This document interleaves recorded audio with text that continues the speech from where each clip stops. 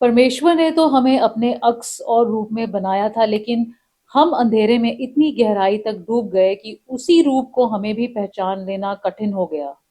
ऐसे में प्रभु यीशु ने लोगों पर पिता परमेश्वर का रूप सब पर प्रकट कर ही दिया और साथ साथ हमें पवित्र आत्मा भी दे दिए। इस प्रकार हम ये जानते हैं कि हमें कैसा होना है और इसके लिए हमें सहायता भी अपने अंदर से ही मिलती है। इसमें हम कैसे बढ़ते हैं, आज हम इसी टॉपिक पर बात करेंगे। शुरू करते हैं परमेश्वर के वचन से। परमेश्वर का वचन हमने कुरिन्थियों के नाम पौलुस रसूल की दूसरी पत्री उसका 3रा अध्याय उसकी 16 आयत से लिया है। यहाँ इस प्रकार लिखा है, परंतु जब कभी उनका हृदय प्रभु की ओर फिरेगा तब वह पर्दा उठ जाएगा। प्रभु तो आत्मा है और जहाँ कहीं प्रभु का आत्मा है वहाँ स्वतंत्रता है। परंतु जब हम सबके उघाड़े चेहरे से प्रभु का प्रताप इस प्रकार प्रकट होता है जिस प्रकार दर्पण में, तो प्रभु के द्वारा जो आत्मा है हम उसी तेजस्वी रूप में अंश अंश करके बदलते जाते हैं। परमेश्वर के वचन को पढ़े और सुने जाने से आशीष हो। आमीन। परमेश्वर ने हरेक को भिन्न रूप दिया है, ऐसे में सब एक ही रूप में कैसे हो सकते हैं? उत्पत्ति 2रा अध्याय 7वीं आयत में जब इंसान को बनाया तो परमेश्वर ने 2 अलग पार्ट इस्तेमाल किए। पहला, उन्होंने इंसान को धरती की मिट्टी से उसको एक फॉर्म किया, एक पर्टिकुलर शेप दे दी, जिसमें के धरती की जो पार्टिकल्स हैं, जो उसमें एलिमेंट्स सब उसमें आते हैं, और वही धरती जिसमें से सब पौधे, जानवर, पक्षी सब कुछ पैदा होते हैं। दूसरा, परमेश्वर ने उसके नथनों में सांस फूंक दिया और वो जीवता पुरुष बन गया। इस प्रकार उसके अंदर वो स्वर्गीय पार्ट भी उसके अंदर आ गए जो परमेश्वर से निकलता है। इस प्रकार इंसान को अलग इंडिविजुअल्स के तौर पर अलग अलग तरह बना दिया गया है। दोनों सब दिखते अलग अलग हैं, सब एक दूसरे से भिन्न दिखते हैं शक्ल में, लेकिन अंदर में जो स्वर्गीय कोर जो है उनका वो सेम ही है। जो इस प्रकार इन दोनों में जो जोड़ता है वो है उसका सोल, उसका प्राण, जो कि इंडिविजुअल के अंदर जो उसका जीवन शैली है और उसको और जो धरती के जो उसके एलिमेंट्स आ रहे हैं उसको स्वर्गीय बातों से जोड़ता है। आत्मा और धरती के दोनों में लिंक सोल बन जाता है। इस प्रकार जो उसकी इच्छाएं हैं, विचार हैं, और सब कुछ जो हर एक इंसान में उसके अनुसार फिर वो चलने लग जाता है। आत्मिक है तो आत्मिक चलने लगता है, अगर धरती के तो धरती के कामों की तरह चलने लग जाता है। 2 कुरिन्थियों 4 अध्याय 4 आयत के अनुसार शैतान को इस युग का परमेश्वर कहा गया है और वो लोगों के मनों को, हार्ट्स को, विचारों को, इच्छाओं को और सोल को कंट्रोल करता है, और फिर उसके कारण वो एक आत्मिक अंधापन पैदा कर देता है ताकि लोगों की जो उनके ऊपर जो स्वर्गीय रोशनी वो चमक ना सके और वो पाप के अंधेरे में डूबे रहे, उसी में चलते रहे। और फिर ऐसे जो लोग होते हैं, यहाँ लिखा गया है, उनके ऊपर मसीह जो परमेश्वर का प्रतिरूप है उसके तेजोमय सुसमाचार का प्रकाश उन पर ना चमके, ताकि ना तो फिर वो लाइट को देख सकते हैं और ना ही उनके ऊपर फिर वो लाइट चमकती है, क्योंकि उन्हें पाप के अंधेरे के पर्दे के पीछे छुपे रहते हैं। वो यूहन्ना 1 अध्याय उसकी 9-10 आयत में हम देखते हैं, यूहन्ना रसूल जो है प्रभु यीशु के साथ नजदीक में 3 साल तक तकरीबन रहे, और फिर उन्होंने उस पवित्र रोशनी से भरे हुए उन्होंने ये कह दिया कि प्रभु यीशु की सच्चाई के बारे में उन्होंने कह दिया कि सच्ची ज्योति हर एक मनुष्य को प्रकाशित करती है, जगत में आने वाली थी, और वो प्रभु यीशु हैं। और फिर जब वो आ गए इस रोशनी में, जब वो चमक गए यहाँ पर, वो कहते हैं इसका मतलब ये है कि जो परमेश्वर ने सांस फूंका था वहां पर, वो जीवन देता है। वो जो सांस था वो ज्योति थी, क्योंकि प्रभु यीशु जीवन देने वाले हैं। फिर वो आगे कहते हैं 10वीं आयत में, वह जगत में था और जगत उसके द्वारा उत्पन्न हुआ और जगत ने उसे नहीं पहचाना। जगत ने उसे पहचाना ही नहीं कि ये है जो हमारा जीवन दाता है। फिर यूहन्ना 1 अध्याय 18वीं आयत में फिर वो आगे और कह देती हैं अपने एक्सपीरियंस के द्वारा जो उन्होंने देखा है। वो कहते हैं किसी ने भी परमेश्वर को कभी नहीं देखा, एकलौता पुत्र जो पिता की गोद में है उसी ने उसे प्रकट किया। पिता की गोद में है, वो रिजरेक्शन, दोबारा उठाए जाने के बाद में, स्वर्ग में जाने के बाद में वो अभी दोबारा बैठे हैं। तो वो यूहन्ना रसूल कहते हैं जो प्रभु यीशु की एक अकेली प्रार्थना है जो रिकॉर्ड की गई है वचन के अंदर पिता परमेश्वर के सामने, वो यूहन्ना 17 अध्याय में है। और लोग इसको इतना पवित्र मानते हैं कि जूते पहनकर इसे पढ़ते भी नहीं हैं। और उसमें यूहन्ना रसूल ने फिर आगे कह दिया 6ठी आयत में, प्रभु यीशु ने उसमें कहा 6ठी आयत में कि मैंने आपका नाम उन मनुष्यों पर प्रकट किया है जिन्हें आपने जगत में से मुझे दिया। वो पिता परमेश्वर कहते हैं आपने मुझे ये लोग दिए और मैंने आपका नाम इन पर प्रकट कर दिया है, और वही उनका काम भी था। और फिर वो जो अद्भुत आशीष हम सब पर मिलती है उनके द्वारा, वो 22 आयत में कह देते हैं, वो कहते हैं वह महिमान जो आपने मुझे दी मैंने उन्हें दी है। The glory that you gave me, I have given to them. जो वो पवित्र रोशनी आदन बाग में फूंक दी गई थी, अब वो दोबारा हर विश्वासी में आ जाती है, और फिर हम ये विश्वास के द्वारा प्राप्त करते हैं। और ये आत्मिक रोशनी हमारे अंदर काम करती, जिस प्रकार आदम के अंदर क्रिएशन के समय पर, उत्पत्ति के समय पर काम कर रही थी। जो ये रोशनी हर एक इंसान के अंदर चमकती है, उसका सोर्स तो एक ही है, तो परमेश्वर है, लेकिन उनका जो फिजिकल अपीयरेंस है, जो मिट्टी का बुत है, वो अलग अलग तरह के, अलग अलग रूप हैं उसके। और पौलुस रसूल इसे और भी ज्यादा क्लियर कर देती हैं। रोमियो की पुस्तक 12वां अध्याय उसकी 4, 5वीं आयत में वो कहते हैं जैसे हमारी एक देह में बहुत से अंग हैं और सब अंगों का एक ही सा काम नहीं है। अलग अलग अंग हैं शरीर के, सबका काम भी एक नहीं है। इसी प्रकार हर इंसान जो बनाया गया दुनिया में, उसका जो बाहर का रूप है वो अलग है, लेकिन अंदर से वो एक ही है, क्योंकि उनके अंदर वही रोशनी चमक रही है। और हमारा जो जीवन का काम है, जो व्यवहार है, वो इस पर निर्भर करता है कि हमारे ऊपर अधिकार किसका है।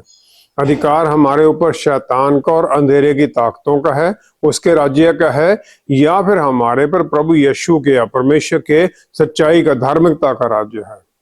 और ये जो राज्य किसका हमारे ऊपर है, ये सच में हमारा जो पहचान है, हमारा जो रूप है, उसे प्रकट करता है।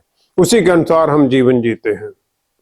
हमारे अंदर पवित्र आत्मा परमेश्वर हमें दिन प्रतिदिन बदलते रहते हैं, फिर इसमें हमारा क्या रोल है? सब कुछ बनाए जाने के समय पर परमेश्वर ने उत्पत्ति 1 अध्याय 3, 4 आयत के अनुसार अपने पुत्र की महिमा की रोशनी जाहिर कर दी, जब उन्होंने कहा रोशनी हो जाए।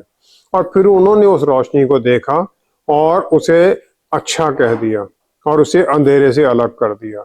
जब इंसान को बनाया गया तो उसके अंदर ये रोशनी और अंधेरे के दोनों के एलिमेंट्स हैं, और इसके द्वारा उसके अंदर स्व इच्छा आ जाती है कि वो अच्छे काम करे या बुरे करे, परमेश्वर की आज्ञा में चले और उनके रास्तों पर चले, या उनसे दूर हो जाए और शैतान के और अंधेरे की ताकतों के रास्तों पर चले और पाप करे। प्रभु यीशु मुक्तिदाता बनकर आते हैं और उन्होंने पूरे जगत के पापों को अपने ऊपर उठा लिया, लेकिन इच्छा फिर भी हमारे अंदर ये है कि हम उन्हें स्वीकार करें या ना करें, मुक्ति पाएं या ना पाएं। जब हम उनके अधीनगी में आ जाते हैं, तब भी प्रवृत्ति हमारी पाप वाली रहती है हमारे अंदर, और एक विश्वासी पाप करता है, लेकिन फिर वो तौबा करके परमेश्वर की तरफ मुड़ता है और सहायता मांगता है कि हम उनके रास्तों पर चल सकें। और पवित्र आत्मा हमें सहायता देते भी हैं, क्योंकि एक विश्वासी विश्वास में आने से पहले चारों तरफ शैतानी ताकतों से, अंधेरे की ताकतों से घिरा हुआ है। तो जो ही हम प्रभु यीशु की तरफ मुड़ते हैं, तो वो हमारे खिलाफ खड़ी हो जाती है, हमारे अपोजिशन में हो जाती है, और फिर वो तरह तरह से हमें प्रलोभन देकर अपनी तरफ मोड़ती हैं, ताकि हम फिर उनके कंट्रोल में आ जाएं, पाप में चले जाएं। मत्ती 12 की 43 से 50 आयत में प्रभु यीशु मुक्ति के बारे में बताते हुए फिर बताते हैं कि एक दुष्ट आत्मा जब एक विश्वासी से निकलती है, तो फिर वो कहीं पर भी आराम नहीं पाती है, तो सोचती मैं वापस चले जाऊं। और फिर जब वो वापस आती है तो वो देखती है जहां वो अपने विश्वासी के अंदर कि वो सोना, झाड़ा बुहारा और सजा सजाया पाती है। तब वह जाकर अपने से और बुरी सात आत्माओं को अपने साथ ले आती है और वे उसमें बैठकर वहां वास करते हैं और उस मनुष्य की पिछली दशा पहले से भी बुरी हो जाती है। अगली दशा पहले से भी बुरी हो जाती है और इस परिस्थिति में जो विश्वासी है वो और भी परेशानियों से घिर जाता है। एक विश्वासी को जो ही वो विश्वास में आता है उसे वचन की रोशनी से अपने आप को भरना है और पवित्र आत्मा परमेश्वर जो उसे मिलते हैं हर दिन उनकी भरपूरी में चलना और प्रार्थना में जुड़ना है। अगर हम ये नहीं करते तो वो खालीपन आएगा वो, और इसके द्वारा फिर हम पाते हैं वचन की शक्ति और पवित्र आत्मा की शक्ति जो हमारे अंदर काम करते हैं और फिर हमें परमेश्वर के जो वेपन्स हैं, जो शस्त्र हैं, वो भी मिल जाते हैं ताकि हम शैतान और उसकी ताकतों का सामना कर सकें। इसके आगे फिर प्रभु यीशु ने रिश्तों के बारे में भी बता दिया। 46 आयत में प्रभु यीशु से उनकी माता और उनके भाई मिलने आते हैं और वो उन्हें देखना चाहते हैं कि उनकी कैसे चल रहा है, कि ठीक खाना खा रहे हैं, सही समय माँ को फिक्र है अपनी बेटे का। लेकिन फिर प्रभु यीशु अपनी पहचान बता देते हैं मुक्तिदाता की, कि उनकी जो बायोलॉजिकल रिलेशन है, जो दुनिया के रिश्ते हैं, वो उनसे ऊपर हैं अब वो। तो वो कह देते हैं 46 आयत में, जो कोई मेरे स्वर्गीय पिता की इच्छा पर चले वही मेरा भाई और मेरी बहन और मेरी माता है। एक विश्वासी परमेश्वर के प्यार का, परमेश्वर के परिवार का हिस्सा बन जाता है विश्वास के द्वारा, और फिर उस विश्वास को हमें एक्शन में भी लाना है। और याकूब जो प्रभु यीशु के भाई और जो कि यरूशलेम चर्च के पहले हेड थे, तो उन्होंने आगे फिर हमें सिखा दिया। याकूब की पत्री 2 अध्याय 19-20 आयत में उन्होंने कहा, तुम ये विश्वास करते हो कि एक परमेश्वर है, अच्छा करते हो, लेकिन शैतानी ताकतें भी ये विश्वास करती हैं और कांपती हैं। हमारा जो विश्वास है परमेश्वर में, हमें दूसरों से भिन्न करना चाहिए, हमें कुछ ना कुछ तो अलग दिखना चाहिए। फिर वो आगे कहते हैं, विश्वास कामों के बिना मुर्दा है, मरा हुआ है। हर एक धर्म के अंदर ये सिखाया जाता है कि अच्छे काम करो ताकि परमेश्वर प्रसन्न हो और फिर हम मुक्ति पाएं और मोक्ष प्राप्त कर लें। लेकिन हम ये पाते हैं विश्वास के द्वारा, विश्वास जो प्रभु यीशु ने सलीब के ऊपर पूरा काम कर दिया है, हमारे पापों को अपने ऊपर ले लिया है, इसके द्वारा हम मुक्ति पाते हैं। जो हम अच्छे काम करते हैं वो इसलिए नहीं है कि मुक्ति मिलेगी, इसलिए है क्योंकि हमें मुक्ति मिल चुकी है। परमेश्वर की आशीष में फिर हम अच्छे काम करने लग जाते हैं। एक विश्वासी को परमेश्वर में बने रहना है, प्रभु यीशु में बना रहना है, क्योंकि प्रभु यीशु वो सच्ची दाखलता है। और जो फल है, जो फल आना चाहिए, वो भी अच्छे काम जो हैं वो दूसरों की भलाई के लिए होने चाहिए। पहला यूहन्ना 2 अध्याय उसकी 6 आयत, वहां पर यूहन्ना रसूल वो सिखाते हैं 2 अध्याय 6 आयत में, जो कोई ये कहता है कि मैं उसमें बना रहता हूं, उसे चाहिए कि आप भी वैसा ही चले जैसा वो चलते थे। तो हमें प्रभु यीशु की तरह चलन हमारा होना चाहिए, और जो विश्वासी है उसे उस सच्ची दाखलता में जोड़ दिया गया है। और जो ब्रांच है, जो डाली है, उसका फल भी उस दाखलता के अनुसार ही होना चाहिए। अब ये तो हो नहीं सकता कि अंगूर की बेल के ऊपर कुछ और लग जाएगा। इसी प्रकार हमें भी वैसे ही फल लाने हैं। अफसियों की पुस्तक उसका 5वां अध्याय उसकी पहली ही आयत में, अफसियों की पुस्तक 5वां अध्याय उसकी पहली ही आयत में हम देखते हैं पौलुस रसूल हमें सिखाते हैं, प्रिय बालकों के समान परमेश्वर का अनुकरण करो, परमेश्वर का अनुकरण करो, उनके चाल चलन के अनुसार जियो, क्योंकि हम उनके परिवार का हिस्सा हैं। और फिर हमें जो परिवार हमारा है स्वर्ग में है, स्वर्गीय परिवार के हम हिस्सा हैं। परमेश्वर अपने हर बच्चे से प्यार करता है, और हम ये कह नहीं सकते कि हम तो दुनिया के रास्तों पर चलेंगे और परमेश्वर की अगर इच्छा होगी तो हमें अपनी तरफ मोड़ लेंगे, वो ये नहीं होगा। हमें अपने आप करना पड़ेगा, और इसके लिए एक डेलिबरेट एफर्ट लगता है।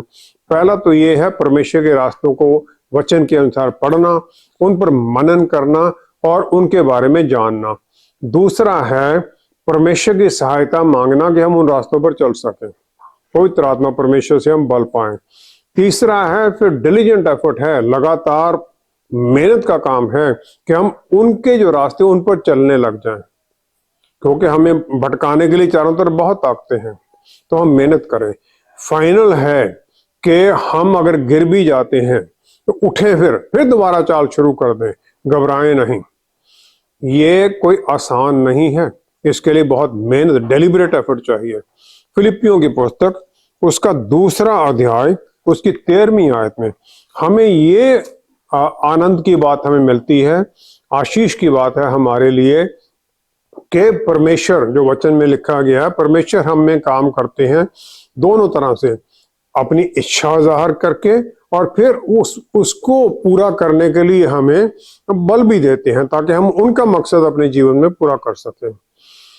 क्योंकि उन्होंने ये सब कुछ अपने प्यारे बेटे के द्वारा किया, जो हमारे ऊपर जाहिर करते हैं पिता परमेश्वर को, तो वो ये भी चाहते हैं कि हम उनके रिप्रेजेंटेटिव बनकर, उनके नुमाइंदे बनकर उनके बेटे की तरह रहें।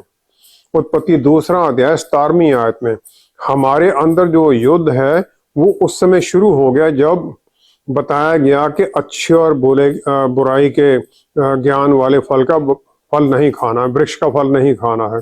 तभी अंदर शुरू हो गया, खाऊं या ना खाऊं।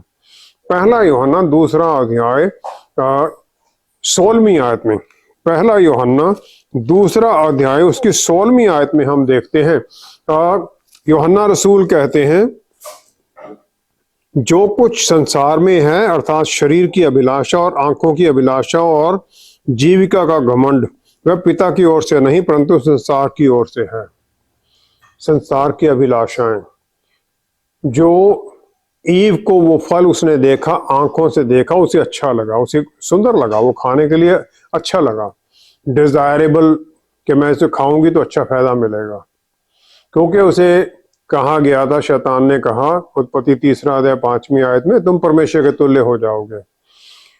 हो सकता है उसने ये सोचा हो कि मैं और आदम अगर ये फल खा लेते हैं तो हम ये ज्ञान पालेंगे और हम परमेश्वर के कामों में और भी अच्छी तरह सफलता से काम करेंगे। हालांकि अवज्ञा है, पाप तो है ही है। अगर ये होता भी तब भी पाप के द्वारा कोई भी जो भलाई होती है वो हमारे लिए नहीं है। जो हमारा काम है वो प्रभु यीशु की तरह चलने के लिए है।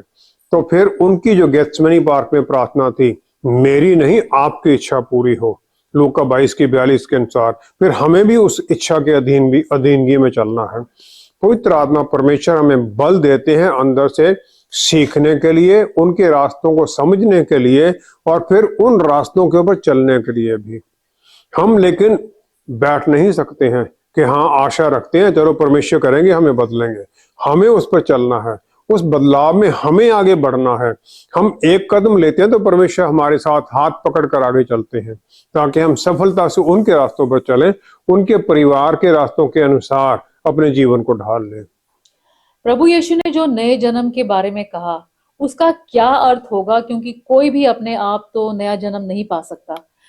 इसका हमारे बदलने में भी कितना हाथ है। क्रिसमस का बड़ा दिन अब आजकल रोशनियां जलाना, गिफ्ट देना और तरह तरह के सेलिब्रेशंस को अटेंड करने में ही बन गया है। और परमेश्वर के पुत्र के आने के बारे में हम सुनते हैं कि वो आए, उनके जन्म के बारे में सुनते हैं, लेकिन उसमें कुछ आगे बढ़ते नहीं हैं। लेकिन परमेश्वर को ऐसा क्यों करना पड़ा, ऐसा एक्सट्रीम मेशर कि अपने बेटे को इस धरती पर भेजना पड़ा कि वो अपनी ही क्रिएशन के द्वारा प्रताड़ित हो, दंड उठाएं, क्रूसीफाई किए जाएं, फिर उन्हें महिमा के लिए महिमा में उठाया जाए। इंसान कभी भी अपने कामों के द्वारा जो शैतान के बुरे तरीके हैं उन पर जय नहीं पा सकता, अपने एफर्ट से कभी वो जीत ही नहीं सकता है। परमेश्वर को मूसा को भेजना पड़ा अपने लोगों को मिस्र की दास्ता से निकालने के लिए, निर्गमन 3 अध्याय 10वीं आयत के अनुसार। और हर तरफ संदेश यही होता है कि इंसान को कि अच्छे काम करो, और अगर फिर हमारे अच्छे काम जो बुराई को कॉम्पेंसेट कर देते हैं, ये कभी हो ही नहीं सकता। अगर किसी को कोई शक है तो एक दिन का, एवरेज दिन के अपने कामों को कैलकुलेट करके हम देख लें, कभी भी हम उससे ऊपर नहीं निकल सकते। इंसानियत की सहायता करने के लिए बपतिस्मा जो दिया गया वो हमें बुराई के रास्तों से निकालने के लिए है और परमेश्वर की सुरक्षा में लाने के लिए है। रोमियो के पुस्तक 6 अध्याय 4 आयत में पौलुस रसूल ने हमें सिखाया है कि उस मृत्यु का बपतिस्मा पाने से हम उसके साथ गाड़े गए, ताकि जैसे मसीह पिता की महिमा के द्वारा मरे हुओं में से जलाया गया, वैसे ही हम भी नए जीवन की सी चाल चले, न्यू बर्थ, न्यू लाइफ हम चले। यूहन्ना 3 अध्याय 9 आयत में निकोडिमस है, जो कि यहूदियों का लीडर है, फरीसी है, और रात को प्रभु यीशु से पूछने के लिए आता है। जब उसे वो उत्तर देते हैं नए जन्म के बारे में, वो कहते हैं ये कैसे हो सकता है। परमेश्वर का काम है किसी को भी प्रभु यीशु की तरफ मोड़ने का। पवित्र आत्मा परमेश्वर करते हैं, अपने आप में हम कभी भी नहीं कर सकते। हम सिर्फ वचन सुनाते हैं लोगों को, और इसके द्वारा फिर वचन सुनकर जब पवित्र आत्मा परमेश्वर उन्हें लेके आते तो हम विश्वास में चलने लग जाते हैं।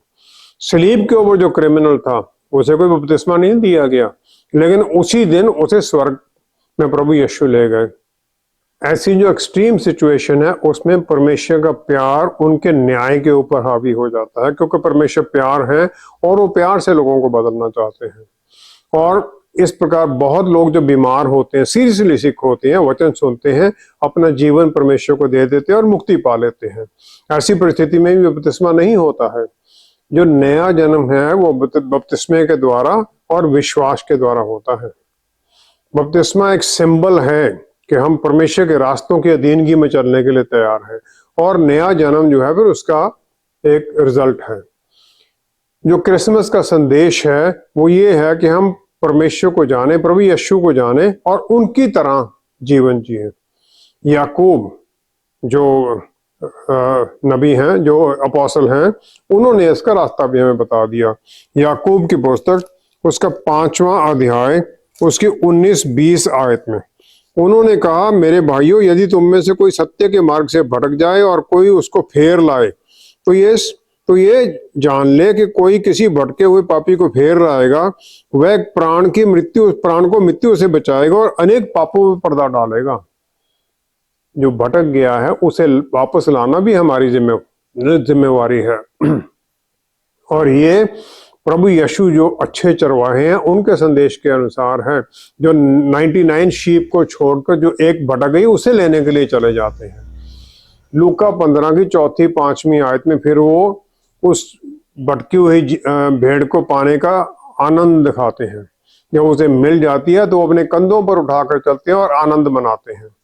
हमें भी इस प्रकार दूसरों की तरफ मुड़ना है, उनको सहायता करना है जो किसी भी कारण से अलग चले गए हैं, हमारे चर्च से बाहर चले गए, विश्वास से दूर हो गए, ताकि हम उन्हें वापस ला सकें प्यार के द्वारा और कंपैशन के द्वारा। अफसों की पुस्तक 4 अध्याय 32 आयत में पौलुस रसूल, जिन्हें के बहुत दुख सहने पड़े, उन्हें बहुत अत्यधिक दुख सहने पड़े, तो उन्होंने फिर भी ये कह दिया कि एक दूसरे पर कृपालु और करुणामय हो, और जैसे परमेश्वर ने मसीह में तुम्हारे अपराध क्षमा किए, वैसे ही तुम भी एक दूसरे के अपराध क्षमा करो। दयालु प्रवृत्ति के बनो, और प्रभु यीशु जैसे बनना, उनकी तरह चलना सलीब से शुरू होता है। सलीब पर प्रभु यीशु ने लूका 23 अध्याय 40-41 आयत में समझाया, जो क्रिमिनल है, जो प्रभु यीशु को मानता है और दूसरे को वहां प्रताड़ित करता है, वो उसे डांटता है, वो उसे कहता है कि क्या तू परमेश्वर से भी नहीं डरता? तू भी तो यही दंड पा रहा है, और हम तो न्यायानुसार दंड पा रहे हैं, क्योंकि हम अपने कामों का ठीक फल पा रहे हैं, पर इसने तो कोई अनुचित काम नहीं किया। वो दूसरे को डांटता है। फिर हमें भी जो सही है उसके लिए खड़ा होना सीखना पड़ेगा, गुस्से के साथ नहीं, रिजेंटमेंट के साथ नहीं, लेकिन प्यार के द्वारा। जो प्रभु यीशु के जीवन के इस धरती पर है उसके 2 हाई पॉइंट हैं। पहला तो ये परमेश्वर को हमारे ऊपर जाहिर करना, और दूसरा है उनकी मुक्ति, जो हमें मुक्ति मिलती है उनकी सैक्रिफाइस के द्वारा, उनके गाड़े जाना और दोबारा उठाए जाने के द्वारा। ये 2 पॉइंट है उनके, और ये दोनों उनके सैक्रिफिशियल लाइफ की तरफ जोड़ते हैं। सैक्रिफाइस उनके प्यार के बारे में दर्शाते हैं। और उन्होंने भी हमें यही सिखाया है कि हमारे जीवन का जो जो स्कोर है वो प्यार ही होना चाहिए। मार्कुस 12 की 30-31 आयत में उन्होंने प्यार के बारे में सिखाया। परमेश्वर से प्यार करना और जो उनकी रचना है क्रिएशन के साथ भी प्यार करना, वो विश्वास का मेन पॉइंट है। और इसके अनुसार फिर हमें दूसरों से प्यार करना है और सच्चा डिसाइपल बनकर चलना है। यूहन्ना रसूल प्रभु यीशु के प्यार को पूरी तरह महसूस किए और उन्होंने अपनी इंजील में 5 बार कहा है वो चेला जिसे यीशु प्यार करते थे। पहला यूहन्ना 4 अध्याय उसकी 8वीं आयत। पहला यूहन्ना 4 अध्याय उसकी 8वीं आयत में फिर वो कहते हैं, जो प्रेम नहीं रखता वह परमेश्वर को नहीं जानता, क्योंकि परमेश्वर प्यार है। जो नहीं जानता है वो प्यार भी नहीं जानता है। हमारा जो एक सच्चे विश्वासी में बदलाव है वो अधीनगी से शुरू होता है और ये नया जन्म हमारा होता है। और इसके द्वारा हम पवित्र आत्मा परमेश्वर जो हमारे अंदर आ जाते हैं, जो प्यार, आत्म संयम और के आत्मा है, वो हमें दूसरों को प्यार करने में, विश्वास में चलने में सहायता करते हैं। यूहन्ना 3 अध्याय 2 आयत में निकोदेमुस प्रभु यीशु के पास आया रात को, उसके सब प्रश्नों का उत्तर उसे मिल गया। वो लीडर है यहूदियों का, वापस जाता है, मनन करता है जो उसे सिखाया गया है और फिर उसमें उसे यकीन होता है और वो विश्वास में आ जाता है। यूहन्ना 7वां अध्याय उसकी 51 आयत में फिर जब सनहेड्रिन जो यहूदी लीडर जो काउंसिल है, जब प्रभु यीशु को प्रताड़ित करने के बारे में बात करती है, तो 7वां अध्याय 51 आयत में निकोदेमुस कहता है, क्या हमारी व्यवस्था किसी व्यक्ति को जब तक पहले उसकी सुनकर जान न ले कि वह क्या करता है दोषी ठहराती है? वो ऑब्जेक्ट करता है, बोलता है फिर प्रभु यीशु के बारे में। उसका जो विश्वास की ग्रोथ थी वो पूरी तरह ज़ाहिर हो जाती है जब वो अरिमथिया के यूसुफ के साथ मिलकर यूहन्ना 19 की 48 से 40 आयत तक पायलट की परमिशन मांगता है। यूसुफ परमिशन लेके आता है और फिर दोनों प्रभु यीशु की शरीर को सलीब से उतारते हैं, उनके ऊपर वो जो स्पाइसेस हैं वो लगाते हैं, प्रॉपर बरियल उनका फिर वो बंदोबस्त करते हैं ताकि जो उनकी जो यूसुफ की जो पर्सनल फैमिली टूम थी उसमें बरियल कर देते हैं। पवित्र आत्मा परमेश्वर हमें इस प्रकार बदल देते हैं ताकि हम उनके अक्स और रूप में चलने लग जाएं। इस प्रकार हम बदलाव पाते हैं। अगर हम इस प्रकार बदलाव नहीं पा रहे हैं तो हमें जांचना है कि हमारे अंदर क्या कमी है और पवित्र आत्मा की आशीष मांगनी है इसके लिए। आइए हम प्रार्थना करें। पिता परमेश्वर, क्या ही धन्य है आपने हमें पवित्र आत्मा परमेश्वर दिए, अपने बेटे के द्वारा हमारे ऊपर सब कुछ जाहिर कर दिया और पवित्र आत्मा हमें सब कुछ सिखाते हैं और वचन जो प्रभु यीशु के हैं उन्हें याद कराते हैं। हम जितने जुड़े हुए हैं प्यारे पिता, सबको आशीष दें कि हम सब दिन प्रतिदिन बदलते जाएं, प्रभु यीशु के जैसे बनते जाएं। हमारा व्यवहार में वो स्वर्ग राज्य की झलक दिखाई दे और प्रभु यीशु के प्यार की झलक दिखाई दे, ताकि हमारे जीवन को देखकर दूसरे आपको जाने और आपकी तरफ मुड़ें। हर तरह से हमें आशीषित कीजिए ताकि हम सही मायने में स्वर्ग राज्य के नुमाइंदे बन अपने आप को जाहिर करें। पिता परमेश्वर सब कुछ प्रभु यीशु के पवित्र नाम में मांगते हैं। आमीन, आमीन, आमीन। हमें परमेश्वर के प्रेम और प्रभु यीशु में मुक्ति का संदेश किसी खास ग्रुप के पास ही नहीं बल्कि पूरे जगत में ले जाना है। अगर हम उनकी ही तरह दूसरों से प्यार से नहीं मिलते हैं तो हमारी सारी गवाही ही बेकार हो जाती है। ऐसे में ना तो कोई हमारी बात सुनेगा और ना ही मानेगा। हमारा जीवन किसी दूसरे की प्यार से सहायता करने के लिए है और इसी से हमारा संदेश भी सफल होता है। Thank you so much for watching. See you next time. Shalom.